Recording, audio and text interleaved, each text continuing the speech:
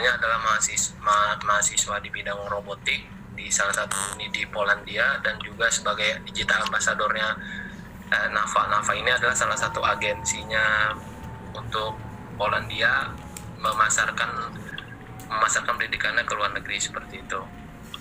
Dan salah satu tamu undangan kita salah satunya adalah salah satu kaprodi di bidang akuntansi, ya mungkin teman-teman juga rekan-rekan juga sudah tahu, yaitu Pak Eri Aksandi sebagai kaprodi akuntansi di AMT. Oke, kita langsung saja untuk tamu kita yang pertama dengan Mas Jeffrey. Gimana Mas Jeffrey, sudah hadir? Sudah bisa mendengar Mas Jeffrey? Hadir di sini, hadir. Halo, selamat semua, selamat siang. Ya, ini dari Mas Jeffrey. Bisa dijelaskan Mas Jeffrey, ini Mas Jeffrey ingin menjelaskan sedikit terkait perkuliahan kondisi pandemik yang ada di Polandia, situasi terkini. Silakan Mas Jeffrey. Oke, kalau kita mulai semuanya, selamat pagi waktu Polandia dan mungkin selamat siang pada teman-teman semua. Selamat siang juga buat Pak Eri Aksandi. Siang Kak. Situasi terkini di Polandia memang untuk studi kita semua sudah melancarkan studi secara online secara keseluruhan, dan memang sejauh ini belum ada pemberitahuan resmi lagi apakah kita akan kembali ke kampus apakah diselesaikan dengan metode online. Sejauh ini hampir semua kegiatan perkuliahan yang memungkinkan dilaksanakan secara online melalui platform-platform yang sudah disediakan oleh kampus. Mungkin kalau situasi studi sejauh ini sih begitu. Terima kasih Mas Jeffrey. Nah, sekarang kita agar lebih komparatif untuk dari Pak Eri Aksandi sendiri, ini bagaimana perkuliahan di Indonesia, salah satunya di UMT gitu Pak, di situasi kondisi pandemik seperti ini. Baik, terima kasih. Bisa didengar? Iya Pak, masuk. Ya, Assalamualaikum warahmatullahi wabarakatuh. Waalaikumsalam warahmatullahi wabarakatuh. Selamat pagi untuk teman-teman yang di Polandia ya. Jam berapa di sana? Jam 8 ya? Jam 8 Pak ya. 8. Durasi puasa berapa jam di sana? Kurang lebih 17 Pak. 17 sampai 18 ya. 17. Ya, selamat menjalankan ibadah puasa untuk teman-teman di Polandia yang menjalankan ibadah puasa. Yang lebih utama semoga sehat selalu ya di sana ya, jaga diri ya Polandia, karena kita jauh dari keluarga kan ya. Selamat siang buat teman-teman mahasiswa-mahasiswi prodi akuntansi ya. Siang Pak. Ya, langsung saja ya saya menjelaskan perkuliahan pasca ditetapkannya pandemi COVID-19 di Indonesia. Memang agak telat mungkin ya, kalau di Indonesia ditetapkan pandemi COVID-19 ini di akhir Maret ya, akhir Maret gitu ya, baru ditetapkanlah yang namanya PSBB, hingga hal ini memaksa seluruh kampus yang ada di Indonesia, khususnya Universitas Muhammadiyah Tangerang, untuk mengkondisikan hal ini, di mana proses perkuliahan yang tadinya proses secara tatap muka, maka diberlakukannya sistem perkuliahan online. Dan ini pun, perkuliahan online ini pun memang menemui banyak kendala ya. Nah, sebelumnya kita masih sangat asing yang namanya perkuliahan online. Mungkin hanya 1-2 dosen saja ya sebelum pandemi ini menjalankan perkuliahan online, dan itu pun menggunakan platform yang belum interaksi secara tatap muka. Paling platform online itu ya contoh seperti Edmodo gitu ya. Kalau di Indonesia itu sebelumnya banyak menggunakan Edmodo yang tidak ada proses pembelajaran secara tatap muka. Tapi karena adanya COVID-19 ini, maka muncullah platform baru yang namanya Zoom Meeting. Dan Zoom Meeting ini memang menawarkan hal-hal yang menarik dalam proses pembelajaran jarak jauh. Akan tetapi hal ini pun memiliki masalah baru, yaitu terkendalanya satu, jaringan, karena di Indonesia itu jaringan di setiap daerah belum stabil secara keseluruhan, hanya di pusat-pusat kota saja yang koneksi sinyalnya stabil. Mungkin berbeda dengan Polandia ya, yang sudah jaringannya stabil. Tapi di Indonesia masih ada gangguan dari segi sinyal, itu satu. Terus kedua, masalah kuota. Masalah kuota ini, penggunaan Zoom ini memang agak mengambil kuota yang besar sepertinya.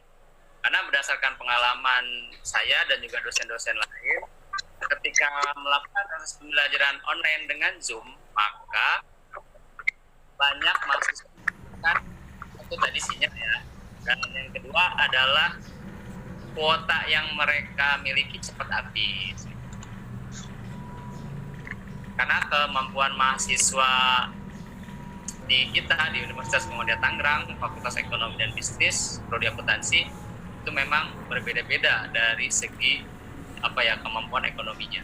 Itu kendalanya di kita perkuliahan pasca kejadian pandemi ini seperti itu, Mas Zulkifli. Mungkin terus itu saja dari untuk ini Pak, memasuki untuk interaktif kegiatan perkuliahan, apakah masih sangat interaktif, dan bagaimana antusias para mahasiswanya gitu Pak menghadapi PSBB yang dengan berefek kepada perkuliahan online?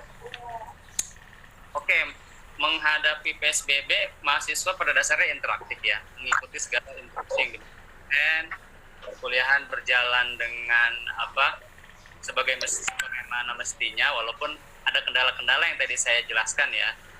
Jadi intinya kondisi yang seperti ini jangan membuat kita jadi serba terbelenggu gitu loh. Kalau saya kemarin walaupun saya memakai Zoom, tapi juga saya pakai Edmodo dalam pengumpulan tugas, dan saya memakai meminta mahasiswa merekam apa yang sudah mereka pahami, mereview ulang gitu loh dari materi yang saya sampaikan, lalu diupload ke YouTube.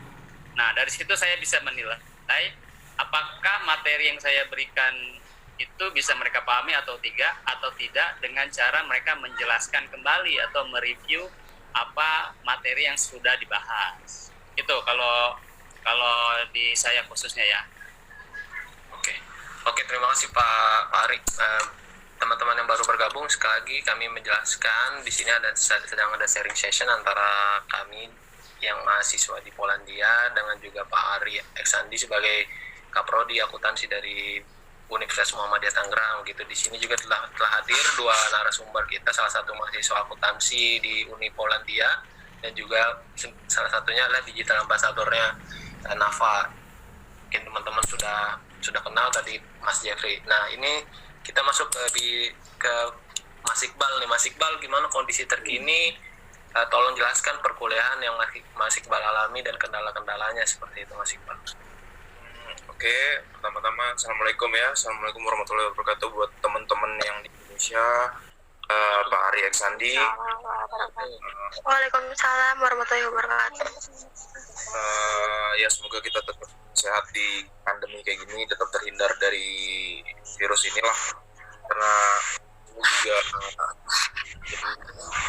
musibah buat, kalau saya bilang buat semuanya nih buat perekonomian, pendidikan, semuanya kena dampaknya dari sini. Saya untuk teman-teman di Polandia sendiri mungkin tadi udah dijelasin ya kalau gimana perkuliahan di sana tuh benar-benar berubah dari ini yang sama sebenarnya kejadian di Portugal juga, karena kebetulan saya pas pandemi ini muncul, saya itu pas pindah ke Portugal, saya tinggal di Portugal, pemerintah menetapkan untuk state of emergency, jadi langsung di-declare tuh, jadi lockdown, orang yang keluar rumah kena fine, dan boleh keluar rumah ke supermarket, tempat perbelanjaan, dan benar-benar semuanya berubah, kampus tutup, kita lebih banyak project. Jadi basically sebenarnya saya pikir sama ya, sistem perkuliahan di sini selama pandemi, khususnya buat anak-anak akuntansi. Kalau anak-anak akuntansi di sini yang awalnya kita ke assessment, kalau misalnya kita bilang assessment ya, assessment di kelas, itu berubah jadi lebih ke pergantian project. Jadi kita dikasih project untuk project investment atau project apapun itu, lebih banyak meeting di Zoom juga gitu.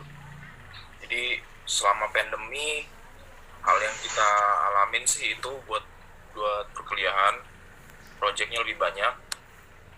Terus kurang lebihnya itu sih basically hampir sama sih. Semuanya meetingnya di Zoom. Kesusahannya kita lebih susah sekarang buat deket sama dosen karena kadang-kadang koneksi juga nggak lancar dibandingin sama Poland. Portugal tuh koneksinya lebih jelek gitu.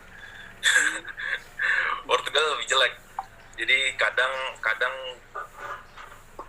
harus putus, apalagi Zoom kan cuma bisa 40 menit lebih kan, jadi setiap saat kita harus masuk lagi, jadi lebih kayak gitu sih. Jadi terkendalanya sih di bagian learning progress-nya dari student buat belajar dari yang biasanya kita di kelas kita lebih cepat nangkep, dibandingin sama Zoom tuh kita lebih lambat sih.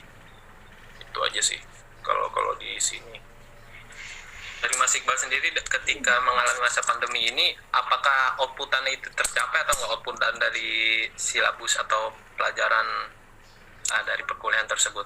Menurut Mas Iqbal seperti apa?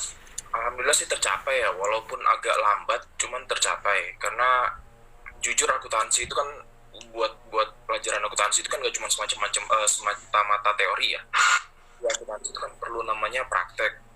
Apalagi kayak misalnya saya dulu pelajarin akuntansi di Indonesia, waktu masih S1 itu kebanyakan harus praktek gimana kita laporan keuangan, gimana kita nyari meriksa laporan keuangan dari perusahaan-perusahaan di bursa efek atau gimana. Jadi kayak di sini itu setelah pandemi itu jadi kesusahan karena kurangnya dari praktek. Jadi selama pandemi ini yang kita dapat cuman teori gitu. Itu sih. Jadi silabusnya tuh tercapai. Tapi balik lagi kita harus self learning lagi gitu loh.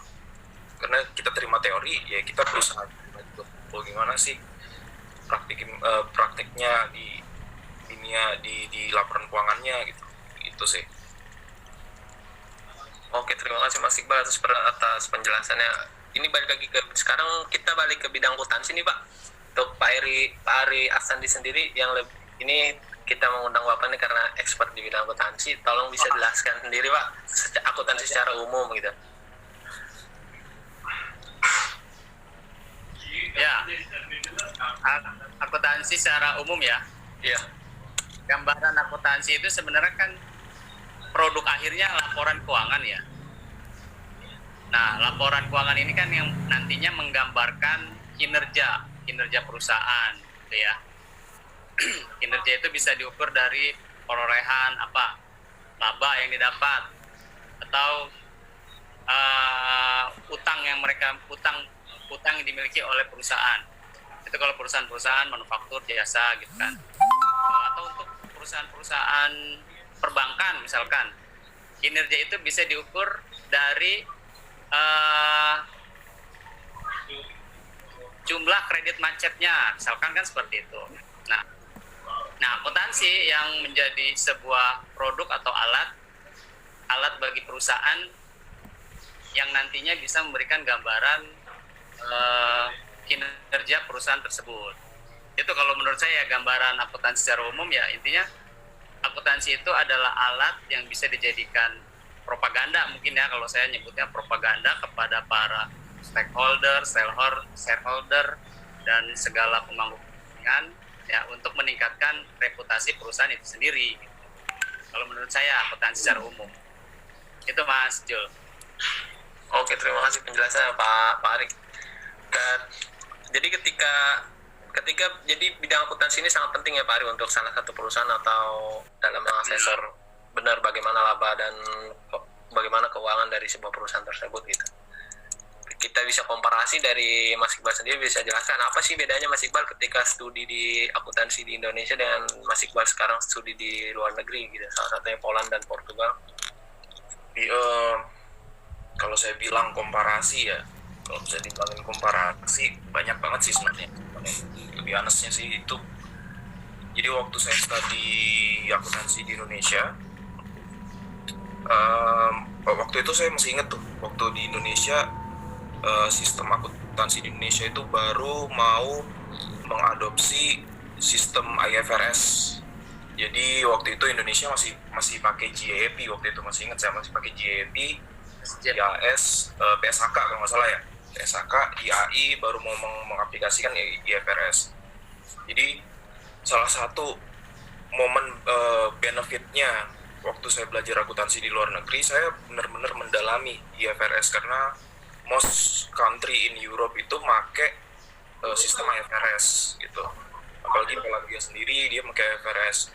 Dan ketika saya komparasi sama di Indonesia, ternyata di sistem akuntansi di Indonesia di setiap negara kan beda-beda ya, tergantung dari naik turunnya perekonomian di suatu negara, tergantung dari tingkat perekonomiannya mereka, dia yang mana lebih menguntungkan gitu. Yang kedua tergantung dari sistem politik di negaranya dia, kayak di Inggris umpamanya di Inggris dia pakai common law gitu kan, di Amerika dia pakai GAAP, atau di Europe dia pakai IFRS. Jadi salah satu poin positifnya buat belajar akuntansi di luar negeri, benar-benar lebih mendalami sih, apalagi pada pas momen saya itu juga lebih penting karena di Indonesia baru mengadopsi IFRS. Ketika saya pindah ke Europe, saya benar-benar mendalami banget nih IFRS gitu loh. Di Poland sendiri kan mengadopsi IFRS, walaupun dia punya sistem akuntansi sendiri, saya lupa namanya. Itu kan jadi itu sih, jadi lebih mendalami sistemnya sih. Gitu. Ada perbedaan signifikan nggak Mas Iqbal antara beberapa sistem tersebut? Sebenarnya sih nggak ada perbedaan signifikan sih. GAAP sama IFRS itu basically sama, cuman bedanya ketika penanganannya yang beda gitu. Jadi waktu di Indonesia saya masih pelajarin GAAP itu dia contohnya nih ya, di laporan keuangan itu aset di GAAP itu nggak dijabarkan. Kalau di IFRS itu lebih dijabarkan gitu, kayak non current dan current asset gitu. Jadi lebih itu sih, lebih bedanya sih perubahan laporan keuangan yang dulu saya pelajarin itu ketika saya sampai di Eropa harus saya rubah lagi, harus terbiasa dengan peraturan yang baru gitu. Itu sih komparasinya sih itu. Atau misalnya contohnya gini, contohnya tuh ketika belajar di Eropa saya lebih paham masalah-masalah kompleks secara akuntansi. Contohnya gini, revaluation aset gitu. Dari banyak, contohnya kayak di Jerman ini banyak pengusaha yang memindahkan asetnya di Jerman ke Poland. Kenapa? Karena di Poland ini mata uangnya masih memakai currency yang zloty, lebih rendah daripada mata uang euro. Jadi untuk pengusaha di Jerman, buat mereka ini lebih menguntungkan kalau misalnya mereka pindah di Poland gitu loh. Sebelum mereka dikalahin sama orang Prancis atau orang Belanda, mereka lebih ngambil langkah lebih dulu untuk memindahkan asetnya mereka di Poland. Nah, jadi ketika memakai sistem IFRS itu kan dia mengenal yang namanya revaluation ini gitu loh. Nah, ini yang harus lebih mendalaminya sih di situ. Ketika waktu saya belajar di Indonesia, GAAP itu nggak mengenal revaluation. Maksudnya GAAP itu mengenal revaluation, cuman dalam bentuk yang berbeda. Ketika saya sampai di Eropa, ternyata revaluation yang dipakai itu berbeda. Itu sih. Jadi saya harus lebih terbiasa dengan sistem yang baru. Gitu. Tapi untungnya Indonesia sekarang udah mulai mengadopsi IFRS ya. Kalau nggak salah dari tahun 2011 ya. Itu sih Mas Zul. Kalau saya komparasinya sih seperti itu. Oke, terima kasih banget Mas Iqbal atas penjelasan yang cukup untuk saya sendiri awam di bidang akuntansi, tapi cukup jelas mengenai akuntansi gitu. Apa bedanya antara akuntansi dengan luar negeri dan sistem akuntansi yang kita miliki di Indonesia. Jadi basically kayak misalnya selama di luar negeri itu lebih mengenal, lebih banyak prakteknya sih.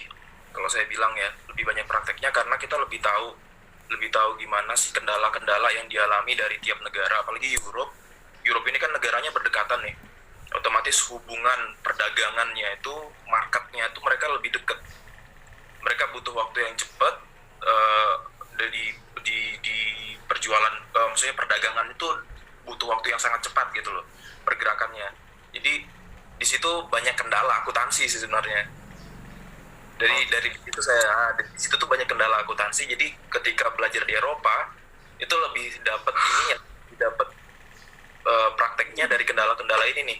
Kenapa sih kok di Poland pakai IFRS tapi dia masih punya namanya Polish GAAP, dia punya sistem sendiri. Ternyata problemnya adalah karena banyak negara-negara di luar Poland, di sekitaran Jerman, Czech Republic atau Hungary, Hungaria gitu, Belanda, dia banyak yang pengen mindahin asetnya ke Poland gitu, karena menguntungkan buat beberapa perusahaan. Jadi di situ sih lebih prakteknya sih lebih di situ. Jadi kayak lebih jadi kayak gini ya gitu. Ya, kalau melihat Mas Iqbal sendiri, Mas Iqbal beberapa semester di Australia nih, apa bedanya juga nih Mas Iqbal antara sistem akunting di Australia dengan Eropa sekarang? Itu beda lagi sebenarnya. Jadi kayak saya bilang tadi kan, akunting di tiap negara tuh beda. Waktu di Jepang saya pelajarin GAAP karena semenjak Perang Dunia Kedua Jepang itu benar-benar ngikutin Amerika banget, buntutin Amerika banget. Amerika pakai GAAP, dia pakai GAAP. Amerika masuk di waktu di tahun 1998, Hobbes itu bikin penelitian tentang klasifikasi negara-negara yang pakai sistem European, komunisme, terus GAAP, common law. Itu Jepang tuh udah dari tahun 1960-40-an malah dia pakai US GAAP. Waktu saya di Australia, karena Australia ini sebenarnya miliknya UK, ya kan, bagian dari UK sebenarnya, Australia, Singapura, terus Virgin Island dan lain-lain. Mereka makainya common law. Jadi waktu saya di Australia, saya benar-benar pelajarinya beda lagi. Dia pakai sistem common law dan sebagian mengadopsi GAAP gitu. Jadi benar-benar nggak nyentuh IFRS sama sekali saya waktu di Australia. Dan sampai di Europe beda lagi. Jadi di kepala saya ini sebenarnya udah macam-macam isinya. Mengenai standar akuntansi ini udah isinya udah macam-macam. Cuman saya sekarang lebih fokus ke IFRS sih. Karena IFRS itu cenderung lebih, kalau menurut saya sih IFRS itu cenderung lebih transparan. Dan kenapa European Union juga memakai IFRS, saya pikir karena salah satunya itu, karena IFRS itu lebih transparan dan mengurangi tingkat resiko sih sebenarnya. Itu. Oke, terima kasih Mas Iqbal. Nah, ini teman-teman yang baru bergabung, jika ada pertanyaan untuk kedua narasumber, yang satu ini yang tadi setelah menjelaskan perihal akunting, sistem standar dan akunting ini Mas Iqbal. Jadi Mas Iqbal ini salah satu mahasiswa di Universitas Polandia, juga sedang melakukan exchange di Portugal seperti itu. Beberapa pengalamannya tadi sudah dijelaskan sendiri oleh Mas Iqbal. Dan yang tamu kedua ini kita ada Mas Jeffrey Hanafi yang tadi pertama sudah menjelaskan tentang kondisi perkuliahan di Polandia. Nah, Mas Jeffrey ini adalah salah satu ambasador dari NAFA. NAFA ini adalah agensi resmi dari Polandia gitu. Ini jika ada pertanyaan, teman-teman bisa tulis di kolom chat di bawah. Jadi kita langsung bisa tektok aja gitu. Nah, untuk kita lanjut ke sesi kedua ini. Nah, Mas Iqbal dan Mas Jeffrey ini adalah dari dua skema beasiswa yang berbeda. Nah, mereka datang ke Polandia. Mas Iqbal ini merupakan salah satu awardee dari NTB, Nusa Tenggara Barat seperti itu. Dan Mas Jeffrey ini adalah salah satu datang dengan skema government to government. Jadi kerjasama antara pemerintah Polandia dengan pemerintah Indonesia, itu dengan nama beasiswanya itu Ignasi. Nah, nanti ini dari Ignasi dulu nih Mas Jeffrey bisa menjelaskan bagaimana benefit-benefitnya dan apa saja yang kita bisa peroleh gitu Mas Jeffrey. Seperti yang sudah dijelaskan tadi oleh Zulkifli, jadi saya datang ke Polandia ini untuk melanjutkan studi master. Memang dapat beasiswa dari pemerintah Polandia itu sendiri, yang nama beasiswanya Ignacy Łukasiewicz. Tapi informasi yang paling pentingnya, sayangnya sampai per tahun ini beasiswa ini masih terfokus untuk di bidang life science dan juga engineering itu sendiri. Ada kemungkinan ke depan akan di extend ke bidang yang lain-lain, karena sebenarnya kalau ngomong beasiswa government to government itu kan banyak hal yang banyak sektornya untuk promosi bidang pendidikan itu sendiri. Nah, jadi ada kemungkinan ke depan bakal bisa di-extend. Jadi kalau emang teman-teman ada yang berminat, monggo untuk diperhatikan terus di website-nya mereka, di Ready Study Go Poland itu ada di Facebook itu sendiri, dan atau enggak di website-nya. Kita ada website 2, go-poland.com or .pl ya, saya lupa, dan satu lagi dari website-nya NAFA itu sendiri. Nah, untuk benefit-nya ini bisa saya bilang fully covered ya, jadi mereka membiayai sekolahnya, jadi saya udah nggak bayar sekolah lagi, dan juga living cost-nya mereka kasih tiap bulan gitu. Jadi worth banget sih kalau buat saya pribadi. Jadi saya hampir nggak ke luar uang dari kantong pribadi, hanya buat awal-awal settlement dan juga untuk tiket pesawat aja untuk awal-awal.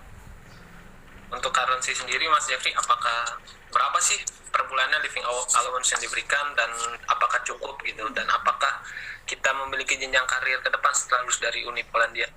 Oke. Kalau untuk bicara living cost dari pihak NAFA sendiri, NAFA itu pemberi beasiswa yang mana juga pihak yang merekrut saya untuk jadi digital ambassador.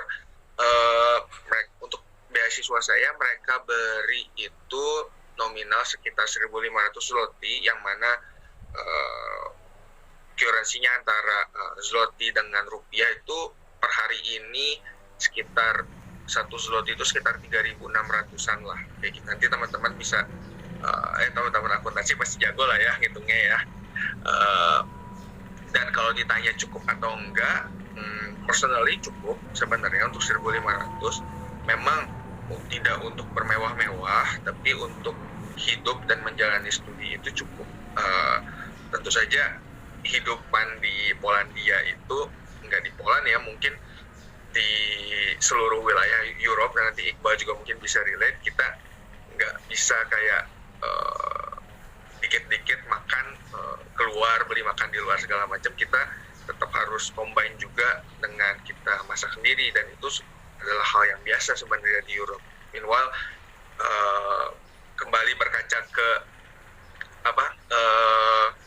masa S1 saya di Indonesia, yang mana tiap kali makan dulu kuliah ya makannya di luar. Kalau di sini kita ada masak juga kayak gitu. Jadi kalau bicara tentang living allowance yang dikasih oleh pihak beasiswa untuk hidup, sebenarnya itu cukup sih, cukup sekali untuk hidup dan masih bisa saving kok gitu. Terus untuk jenjang karir ya, karena kan biasanya teman-teman akuntansi di Indonesia kan lebih milih, karena kan sudah banyak lowongan kerja, mungkin banyak lowongan kerja di Indonesia, cuma kan banyak juga rekan-rekan yang saya pengen studi lanjut lagi deh untuk mengembangkan ilmu akuntansi saya nih, karena di bidang akuntansi kayak gitu Mas.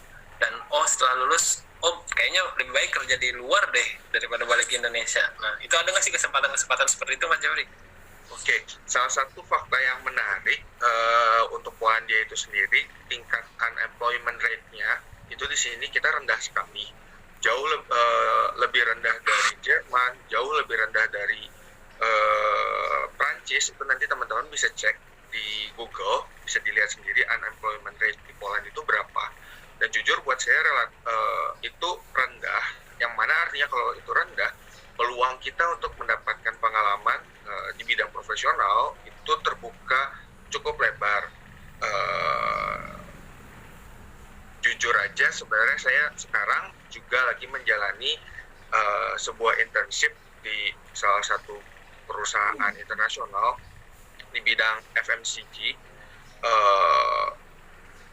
yang apa ya, bisa dibilang saya tuh dapat intern di planning center yang ditaruhnya di Poland, yang mana kita ngurusin pabriknya tuh ada di seluruh Europe. Makanya mungkin tadi pas Iqbal cerita bahwa kenapa mereka mau mindahin aset ke Poland segala macam, agak relate juga ya, karena kantor saya itu kantor planning center yang kita ngurusin semua supply chain-nya, kita yang bikin plan-nya, kita yang segala macam, tapi untuk eksekusi, untuk production yang kita taruh ada di negara-negara lain gitu. Balik lagi ke topik tentang peluang untuk mendapatkan pengalaman profesional, itu jadi terbuka banget sih. Saya jujur dapat internship ini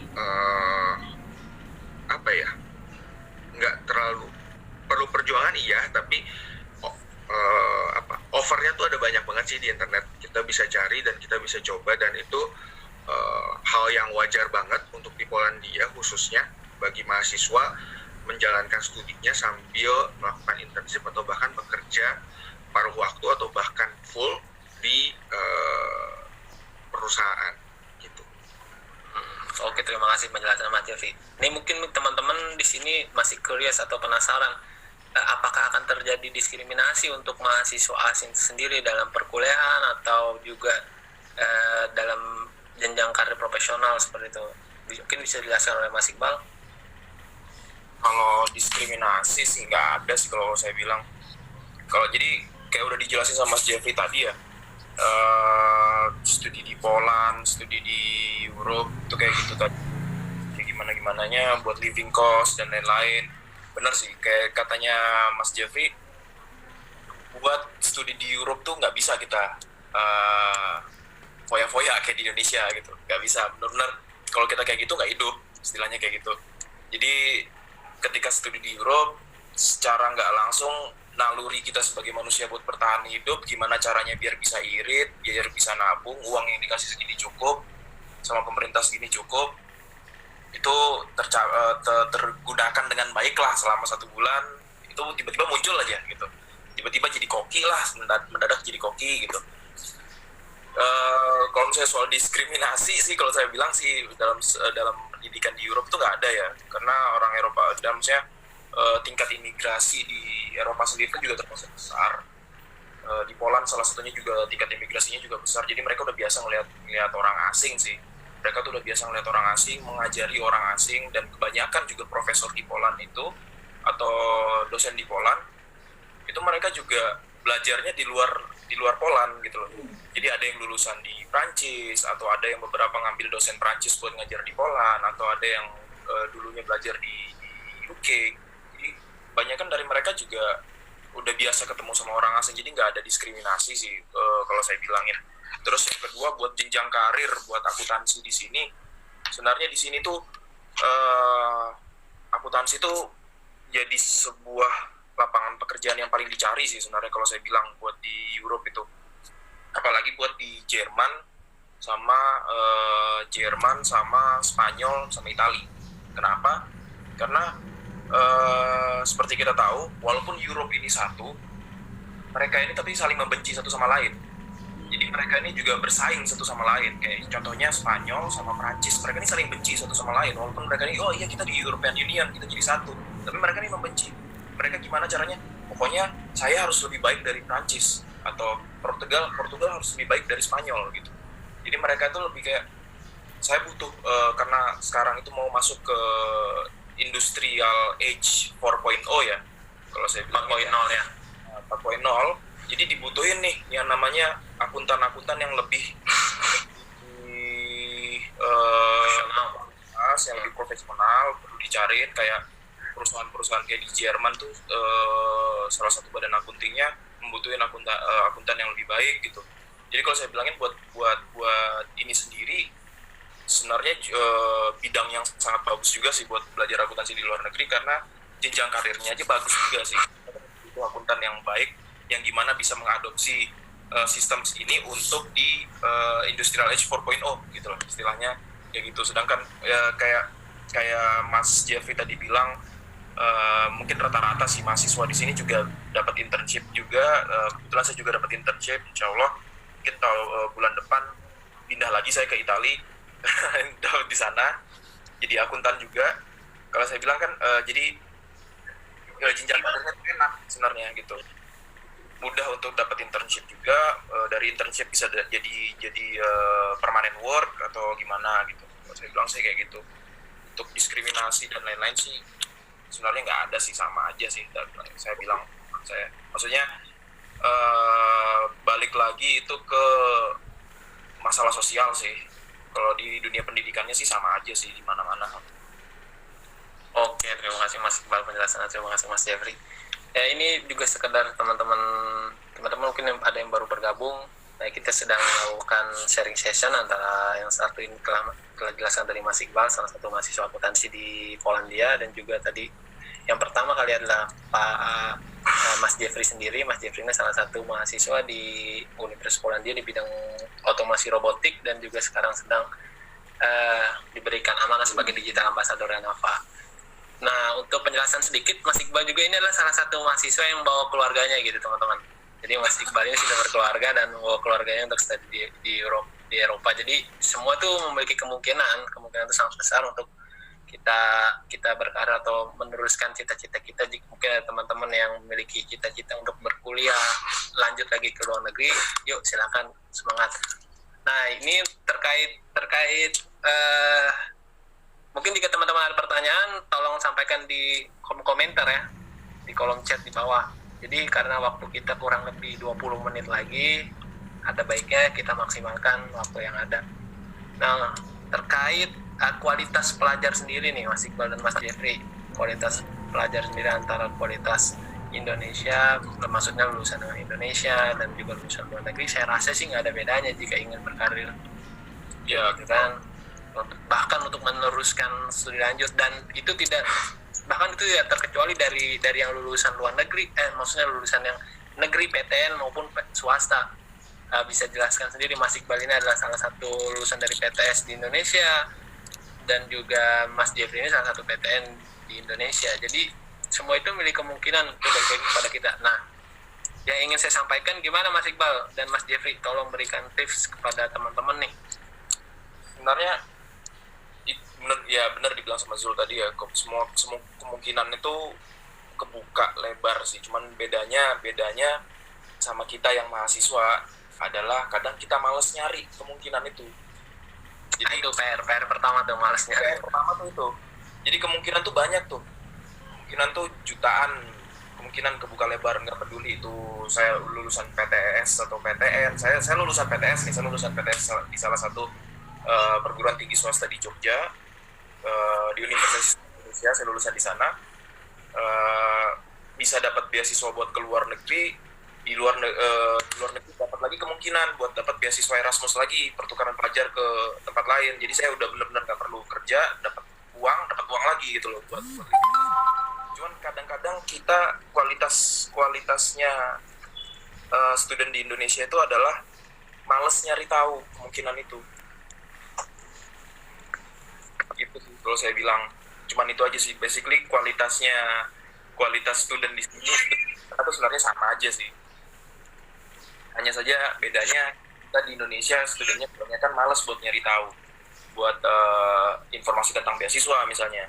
Contohnya kayak gini, beasiswa di Indonesia itu yang mahasiswa paling tahu siapa sih? Pasti baru denger nih beasiswa. Paling LPDP paling LPDP biasanya. LPDP, Australian Awardee atau Chevening. Iya kan? Bener cuman ini aja, atau DAAP, ya kan? Di khusus Jerman ya. Tentang Ignacy Lukasiewicz sedikit yang tahu gitu. Padahal beasiswa tuh banyak banget di luar gitu loh. Itu sih kalau menurut saya bilang tingkat kualitasnya mahasiswa di Indonesia itu cuman itu aja sih. kadang mereka malas mau nyari tahu aja sih. Dari Mas Jeffrey gimana Mas Jeffrey? Kalau membandingkan teman-teman Indonesia yang studi di luar dengan teman-teman internasional yang lain, ya kalau jujur kalah pintar mah enggak ya sebenarnya ya, cuma sama. seringkali kalahnya tuh kalah minder sama kalah rajin seperti yang Iqbal bilang. Terus yang mana kalau sebenarnya bagi teman-teman yang nanti mau berminat juga melanjutkan studi, apalagi di luar negeri, perlu disadari dari awal bahwa studi di luar negeri itu dari awal mulainya aja itu pasti nggak gampang. Yang mana artinya seperti yang Iqbal bilang, effortnya memang harus lebih besar dan harus lebih rajin lagi untuk mencari, gitu sih. Nggak ada yang gampang dan nggak ada yang instan, memang begitu. Dan itu kalau menurut saya sendiri ini pendapat personal ya. Kenapa kok susah? Ya karena untuk hidup di sini aja juga tantangannya banyak ya. Kita jauh dari keluarga, kita hidup di lingkungan yang baru, lingkungan yang asing, dan itu memang perlu motivasi yang sangat kuat sih. Apalagi kalau kita bicara dengan situasi pandemi per hari ini, itu menjadi student di luar negeri buat saya pribadi nggak gampang, lebih susah lagi kayak gitu. Kita ada restriction segala macam, restriction of movement, kita bisa gampang mudah ketemu dengan teman-teman dan segala macam, dan itu nggak mudah. Nah, salah satu yang bisa bikin kita bertahan adalah motivasi kita yang kuat dari awal untuk melanjutkan studi gitu. Jadi itu memang modal yang penting, dan kenapa untuk studi di luar itu memang prosesnya aja pun dari awal memang nggak mudah. Jadi ya memang kalau ditanya bedanya mahasiswa asing sama mahasiswa Indonesia, ya pinter mah nggak terlalu beda jauh ya, 1-2 aja sama aja kayak gitu. Tapi yang beda mungkin rajinnya sama tekunnya sih. Ya sih, benar sih. Karena saya ingat juga mahasiswa luar negeri, apalagi bagian center Europe itu ya terkenal banget sama punctuality. Jadi ketepatan waktu. Jadi buat mereka time is money. Jadi ketika mereka telat sedikit bakal jadi problem sama mereka. Kayak mungkin buat kalau nggak salah waktu pertama kali saya sampai di Poland, ada salah satu teman Ignasi dan teman-teman student di Poland juga mahasiswa bilang, kalau kamu janjian sama orang Poland, jangan telat sedikit pun, kamu harus datang lebih dulu dari mereka.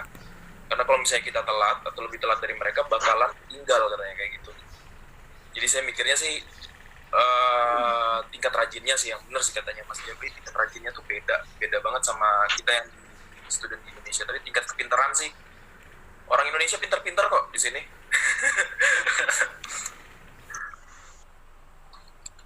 Oke, terima kasih Mas Jeffrey dan Mas Iqbal untuk sarannya.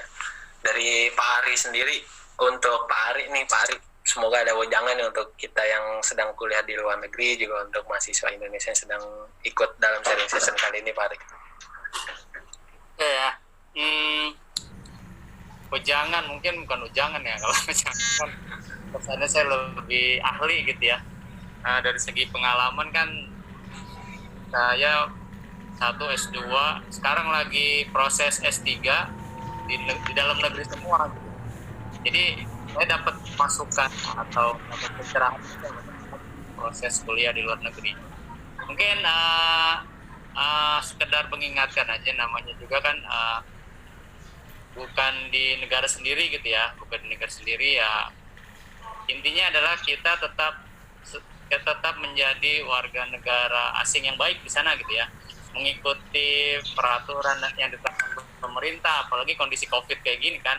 Mungkin perlakuan di Polandia, di Portugal lebih ketat daripada Indonesia gitu ya, terkait pelaksanaan kalau di Indonesia sebutnya PSBB ya. PSBB ya. Kalau di Portugal atau Polandia saya nggak tahu namanya apa ya. Sama Pak, lockdown Pak. Lockdown aja. Lockdown ya. Intinya itu tetap mengikuti aturan yang ditetapkan oleh pemerintah sana gitu ya. Namanya budaya berbeda, takutnya kita berpikir apa yang kita lakukan hal yang biasa, wajar, tapi menurut mereka itu hal yang kurang ajar gitu ya. Contoh misalkan tadi janjian dengan orang Portugal harus datang lebih cepat dari mereka gitu kan. Nah itu kan berbeda 180 derajat dengan kebudayaan di kita gitu ya.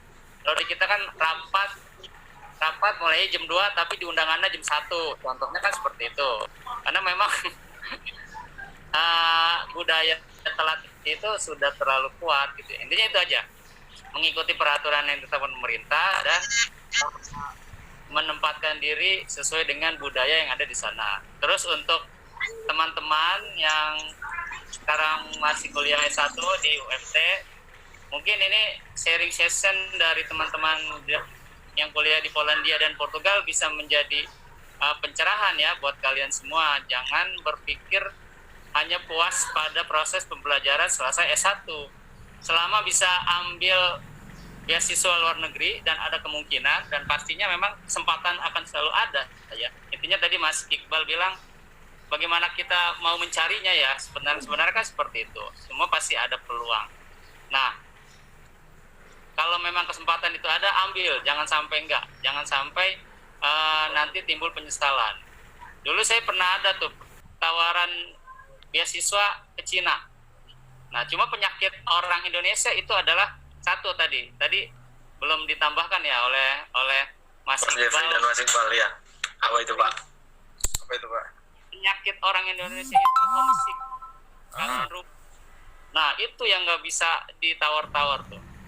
Terus yang kedua adalah agak susah untuk keluar dari zona nyaman. Ya. Belum berpikir out of the box gitu ya. Nah, mereka sudah puas dengan apa yang sudah dicapai di Indonesia. Contoh misalkan kuliah, terus sebelum lulus dapat pekerjaan, bagian administrasi, bagian akunting. Ya udah nyaman seperti itu, berjalannya seperti itu sampai mereka berkeluarga sampai tua akan seperti itu. Itu penyakitnya orang Indonesia tuh agak susah seperti itu. Agak susah untuk out of the box dan kalaupun keluar negeri nggak tahan lama. Homesicknya itu kuat gitu ya. Itu saja sih mungkin masukan-masukan dari saya, Mas Indah, Mas Jul, itu saja ya. Terima kasih Pak Ari, terima kasih sebelumnya. Terima kasih atas wejangannya juga untuk masukan kepada kami semua mahasiswa yang mana outputannya pasti harus berbakti pada negeri gitu, membanggakan Ibu Pertiwi seperti itu. Lanjut lagi nih untuk teman-teman, saya mengingatkan lagi kita sesi ini sisa kurang lebih 8-10 menit. Jika ada teman-teman di sini memiliki pertanyaan tolong dituliskan di kolom chat atau langsung komen saja, tidak ada masalah, hidupkan mic-nya. Gitu, langsung lalu kita juga sama-sama belajar di sini, terutama Pak Ari sebagai pengajar kayak gitu. Oke, lanjut lagi nih Pak. Belajar. Mungkin masuk ke penjelasan terakhir ya dari Mas Jeffrey kayak gitu, Mas Jeffrey. Nah, terkait perkuliahan di Polandia dan bagaimana persyaratannya dan apa saja sih dan bagaimana dan kapan saja dibuka gitu. Tolong jelaskan lagi Mas Jeffrey. Mungkin ada yang baru bergabung. Kalau untuk studi generally in Europe, nggak terkhusus di Polandia, sebenarnya kita tuh untuk memulai kuliah kita ada dua. Kita bisa ada yang mulai sekitar bulan Februari dan juga ada yang normal seperti di Indonesia pada bulan sekitar September Oktober ya kalau nggak salah, dan itu normalnya. Seperti yang tadi saya udah bilang, sayangnya untuk sejauh ini memang dari NAFA yang mana itu adalah agensi dari pemerintah Polandia itu sendiri yang memberikan beasiswa, belum ada beasiswa diberikan kepada warga negara Indonesia untuk di bidang akuntansi itu sendiri. Tapi tidak menutup kemungkinan bahwa ada peluang dari kampus to kampus. Itu nggak pernah tertutup kemungkinannya karena itu sifatnya pribadi dari kampus itu sendiri. Dan juga dari pengalaman saya dulu waktu S1 dari teman-teman saya, itu ada aja program untuk misalkan exchange ke Polandia, ke luar negeri, dan salah satunya ke Polandia, yang mana saya pribadi jujur nyesel sih S1 dulu nggak exchange kemana-mana. Kenapa kok nyesel? Karena banyak hal sebenarnya yang bisa didapatkan dari mencoba studi dan juga hidup di luar negeri itu sendiri. Kita bisa berpikir satu hal yang beda. Kita seperti yang Pak Ari mention tadi, kita bisa berpikir out of the box. Kita bisa melihat sesuatu yang baru dan akhirnya berinovasi.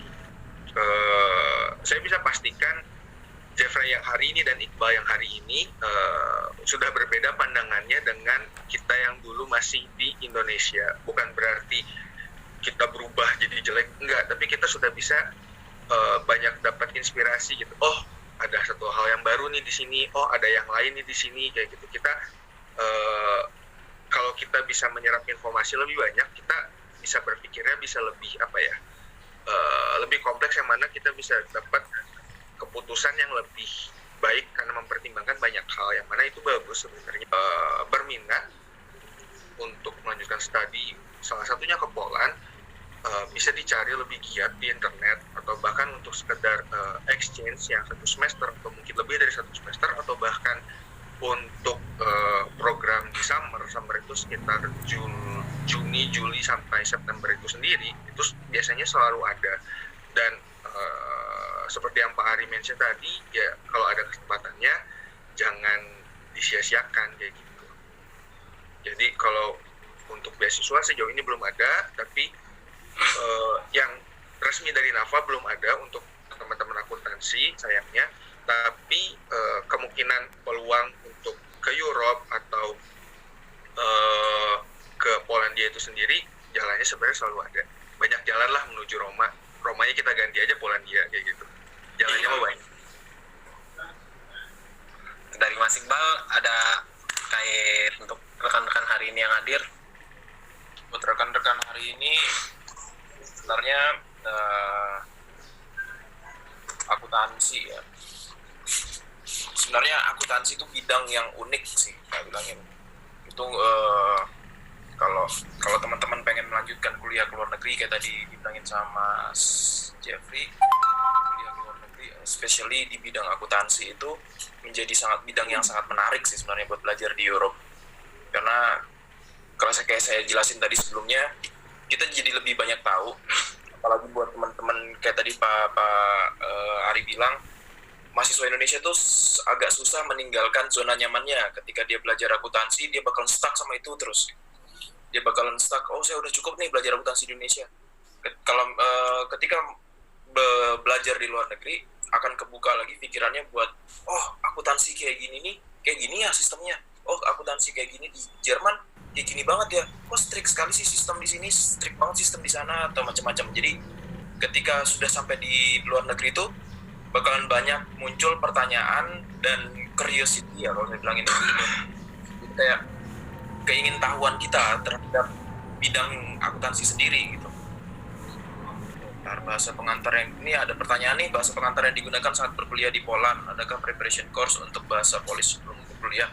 Mungkin ini buat pertanyaan buat Mas Jeffrey ya. Oke, langsung kita jawab aja kali ya. Iya, biar banyak waktu nih. Untuk studi bahasa pengantarnya opsinya ada 2, yang satu dengan bahasa lokal, yang kedua dengan program internasional, yaitu di conduct in English gitu. Jadi kalau mau ngambil yang dalam bahasa Polish ya juga boleh, tapi pasti perlu dong kemampuan di bahasa Polish itu sendiri gitu. Tapi kalau saya sendiri pribadi berkuliah di program internasional yang mana conducted in English. Jadi preparation course-nya untuk bahasa Polish ada.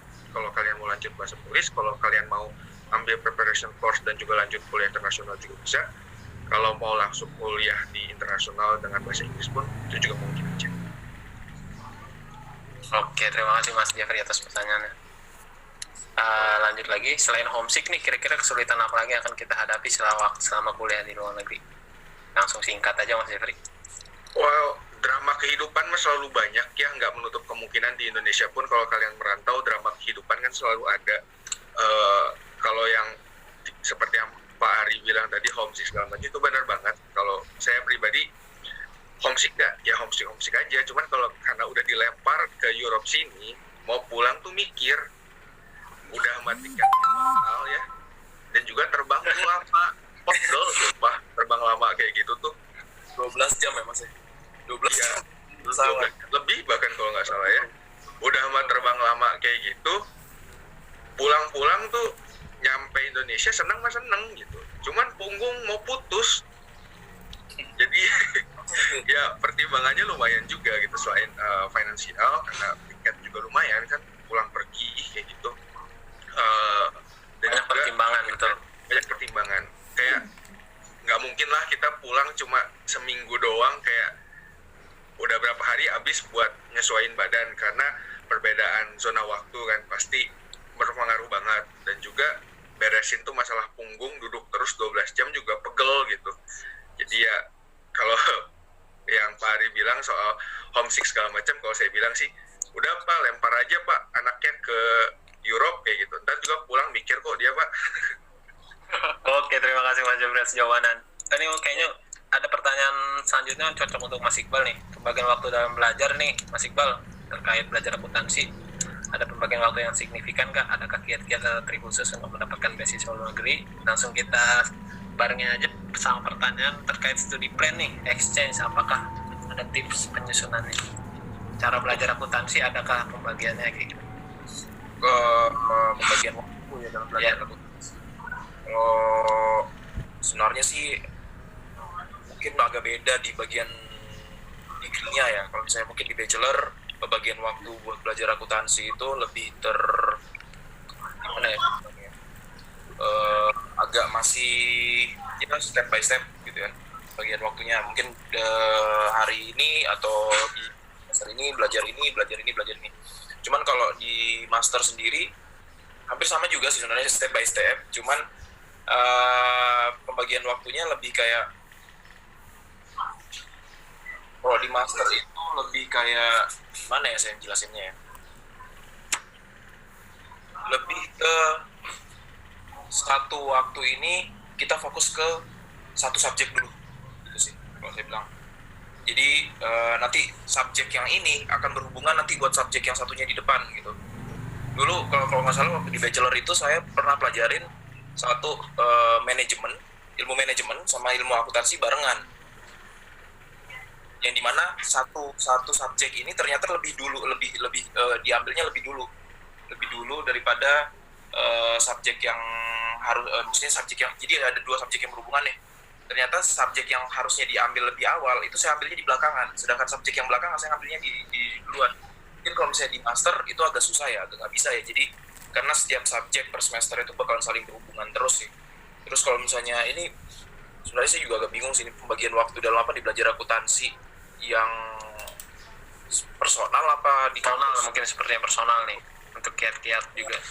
Kalau personal bagian waktunya sih tergantung dari setiap student sih ya. Kalau saya sendiri bagi waktunya per minggu saya harus belajar di bagian apa dulu, di minggu depannya saya belajar bagian mana dulu. Jadi kalau saya sih ngatur waktunya sih kayak gitu, biar satu cepat masuk, cepat paham, yang kedua nggak lepas tuh yang udah diingat, yang udah dipelajarin itu nggak lepas gitu. Jadi satu minggu itu saya pakai untuk memahami yang satu subjek ini dulu. Saya benar-benar paham nih, baru saya ngambil subjek yang satunya lagi sih. Kalau personal sih saya kayak gitu, bagian waktu secara signifikannya. Terus kiat-kiat khusus ya, trik untuk mendapatkan beasiswa ke luar negeri. Yang satu paling penting, searching. Kita nggak bakalan tahu ada beasiswa atau enggak tuh kalau nggak searching. Yang kedua, ambil aja sertifikat testing bahasa Inggris atau gimana, ngetes bahasa kita. Karena kalau menurut saya sih golden ticket untuk bisa berangkat ke luar negeri itu language certificate salah satunya. Tanpa language certificate kita udah jiper duluan, istilahnya kayak kita udah nggak pede duluan buat ngambil beasiswa. Saya nggak mampu nih atau gimana. Yang ketiga, pede. Banyak student yang dapat beasiswa ke luar negeri itu bukan dari student yang berprestasi kok, bukan yang student yang kayak ngikut olimpiade. Nggak semua student yang dapat beasiswa tuh yang kayak gitu. Jadi kemungkinan beasiswa ini terbuka buat semuanya sebenarnya kalau saya bilangin sih. Terus lagi Mas Iqbal, kalau misalnya kita udah interest terus tapi kita ada permasalahan keuangan, gimana nih kita menghadapi permasalahan tersebut Mas Iqbal? Itu kayaknya permasalahan yang umum sih, finansial itu umum. Permasalahan keuangan ya, permasalahan keuangan buat dapetin beasiswa apa gimana? Karena kalau misalnya kita dapet beasiswa kan permasalahan keuangan salah satunya tertolong tuh, ya kan? Ya kita dapat beasiswa, permasalahan keuangan itu otomatis. Mungkin permasalahan keuangan finansial buat flight-nya, tiketnya atau settlement di awal sih biasanya. Sebenarnya sih kalau kayak gitu cari beasiswa yang benar-benar menanggung flight tiket juga sih.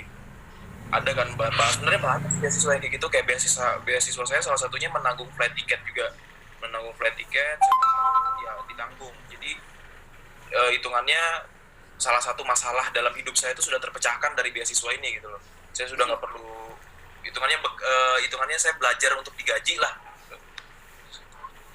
Istilahnya kayak gitu. Oke. Jadi dan untuk memperoleh beasiswa itu sendiri kalau misalnya ada masalah keuangan sih sebenarnya mungkin kita bisa mengajukan sponsorship mungkin ya. Sponsorship. Terus gimana caranya keluar dari zona nyaman? Keluar dari zona nyaman itu gampang. Jangan terlalu nyaman di zona nyaman aja. Anggap aja zona nyaman itu nggak enak. Jangan terlalu nyaman di zona nyaman. Ya, jangan terlalu nyaman di zona nyaman. Jadi saya juga sempat waktu itu mikir sama kayak teman-teman saya. Selesai lulus kuliah, langsung nyari kerja, dapat job di teman-teman saya udah dapat job tuh waktu itu. Saya masih ingat teman-teman saya udah dapat job di PLN, ada yang dapat job di Bursa Efek di Jakarta. Habis itu ada yang dapat job di Telkomsel, ada yang dapat job di Telkom, ada yang dapat job di Tama, Buma. Tapi saya mikir mereka itu setelah dapat job setiap hari itu ngelakuin produktivitasnya. Saya mikirnya waktu itu mereka nyaman, tapi saya masih belum nyaman buat itu waktu itu. Saya mikirnya kayak gitu. Saya perlu sesuatu yang lebih menantang. Saya pengen ngelihat dunia ini lebih luas. Saya pengen ngelihat gimana sih orang-orang di luar negeri sana, gimana sih hidupnya mereka di sana, gimana sih pola pikir mereka di sana. Jadi saya mikir zona nyaman yang sebenarnya nyaman waktu itu tidak nyaman. Jadi saya menganggap itu tidak nyaman aja. Jadi saya memilih, oke, saya harus keluar. Saya pikirnya waktu itu pada saat itu Gitu ya. Apa namanya? Selamat siang Kak, exchange studi buat study plan. Tips cara penyusunannya. Ini Mas Jeffrey atau saya nih yang jawab mungkin? Biasanya kalau study exchange tuh nggak tahu ya ada nggak study plan-nya, tapi biasanya tiap program kan pasti beda-beda ya, jadi ya memang harus dipantengin baik-baik requirements-nya tuh apa. Apakah ada dokumen mutlak untuk semuanya, ya kayak Mas Iqbal bilang tadi, dokumen mutlaknya ya language certificate sih. Yang lainnya sih pasti harus menyesuaikan ya tiap yang ngasih, ya kayak kita ibaratnya daftar kerja aja pasti requirement-nya bisa beda-beda kayak gitu. Ya itu harus diperhatikan dan disiapin aja. Nggak ada mutlaknya apa, jawabannya nggak ada. Oke, kita masuk di penghujung acara. Untuk pertanyaan dari teman-teman, saya rasa sudah terjawab semua ya. Dan juga untuk teman-teman yang rekan-rekan yang hadir dalam sharing session hari ini, terutama khususnya mahasiswa akuntansi dari Universitas Muhammadiyah. Terima kasih banyak atas waktunya. Dan juga dari Kaprodi Akuntansi sendiri, Bapak Ari, terima kasih waktunya juga sudah bergabung bersama kami selama 1 jam terakhir. Dan juga terima kasih untuk Mas Iqbal, sehat-sehat di Portugal, dan juga balik lagi ke Polandia, balik lagi kita ke Indonesia. Terima kasih Mas Jeffrey sebagai perwakilan dari Ambasador NAFA, terima kasih banyak atas waktunya telah berbagi pengalaman. Oke rekan-rekan, terima kasih. Untuk yang belum bisa hadir, kami mohon maaf karena ada keterbatasan dari Zoom itu tersendiri, dan namun sebagai tanpa mengurangi rasa hormat kami akan kami share dari video ini gitu. Video dari sharing session ini akan kami share, dan semoga nanti kita bisa bergabung di kesempatan-kesempatan berikutnya, tentu terkait topik-topik yang menarik kayak gitu. Juga tadi teman-teman sudah mendengarkan bagaimana PSBB di Indonesia, bagaimana lockdown di luar negeri. Ya sama saja kuliah online, cuma kan kita memiliki kendala masing-masing gitu kan. Ada yang kendala dengan jaringan, kendala kuota, kendala dengan sistem pembelajaran gitu. Semua juga punya kendala masing-masing, dan juga semoga teman-teman selalu sehat, di Indonesia selalu sehat, dan selamat menunggu berbuka puasa. Mungkin itu saja dari saya sebagai host pagi atau siang hari ini. Terima kasih. Assalamualaikum warahmatullahi wabarakatuh. Waalaikumsalam warahmatullahi wabarakatuh.